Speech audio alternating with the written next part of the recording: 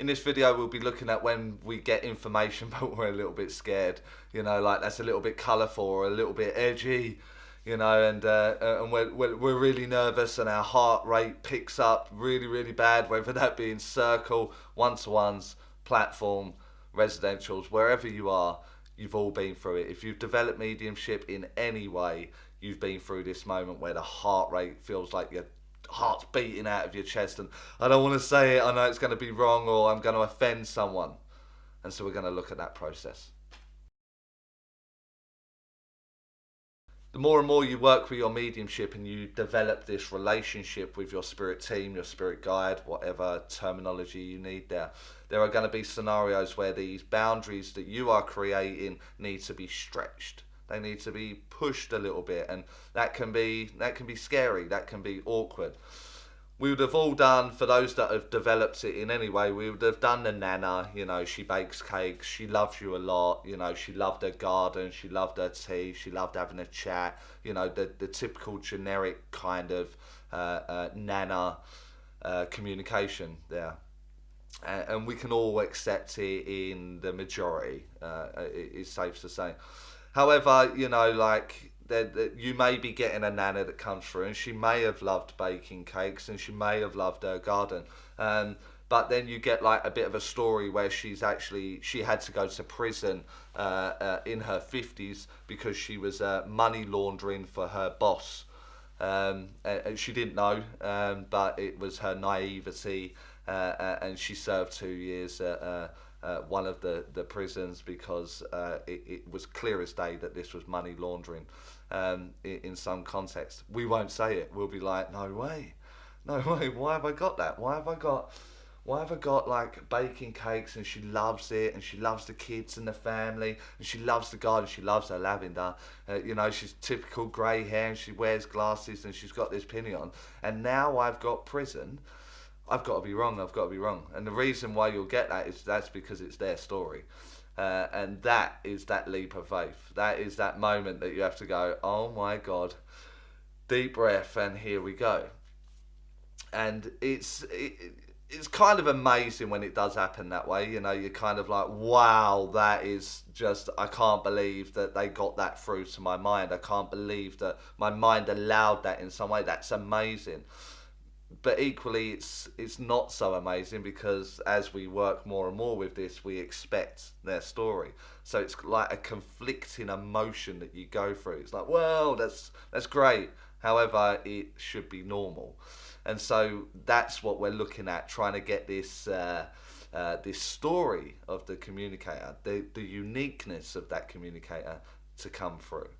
Equally, if they are a person that is very, very colourful in language, like I know loads, and my family are certainly no stranger to colourful language, that when they come through from the spirit world, I expect nothing more than this colourful language, because that is their story. It's who they are. It's the way they were. It's like, I remember some people in the spirit world now where on earth they were just, every other word was a swear word.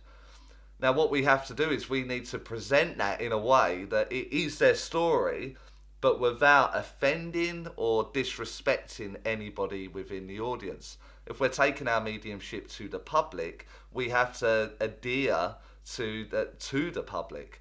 You don't want to offend a room full of people. Some of you may find it funny. Equally, some of you won't find that funny.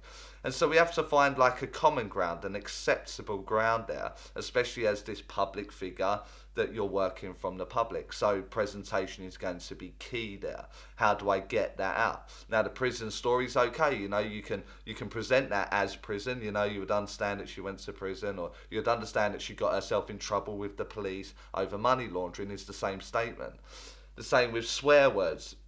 You don't want to be rhyming it, or it sounds like, or even delivering swear words. It's very, very disrespectful. Some people will be very, very offended by that, and we're trying to promote an intelligence. We're trying to promote this spiritual aspect. Life goes on, and here we are taking the opportunity to just use profanities from a platform.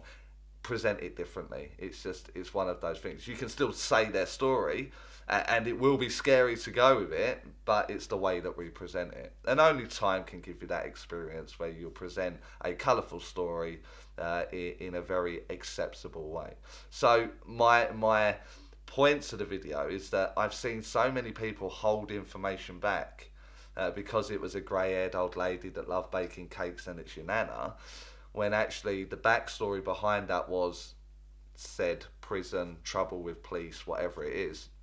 The client at the end will go, oh, I was waiting for you to say about, the prison. And if you got that, you are going to beat yourself up. Like, I knew I should have said it. I knew I should have done it. You kind of feel like you let yourself down. You let your spirit team down because you didn't say it. And the key to mediumship, the growth of mediumship, is building that relationship and trusting it. I trust you with my life. And if right now my mind is just being flooded with the idea of prison as this example, then I will say it. And off I go and I say it, and it's usually right. 99% of the time is correct. And of course it is, because the relationship that I've built now. So go with it. Say it in whichever way you can possibly get that from your mind out, but try and do it clean. Try and remember that some people in that audience will be offended. You will not please everyone, but you're certainly trying to keep a ratio where the crowd are not hating you. They enjoy your mediumship. They enjoy the relationship that you are demonstrating. So bear that in mind. So I hope you enjoyed the video. Like if you liked it, share, subscribe if you aren't already, and I will see you all in the next video.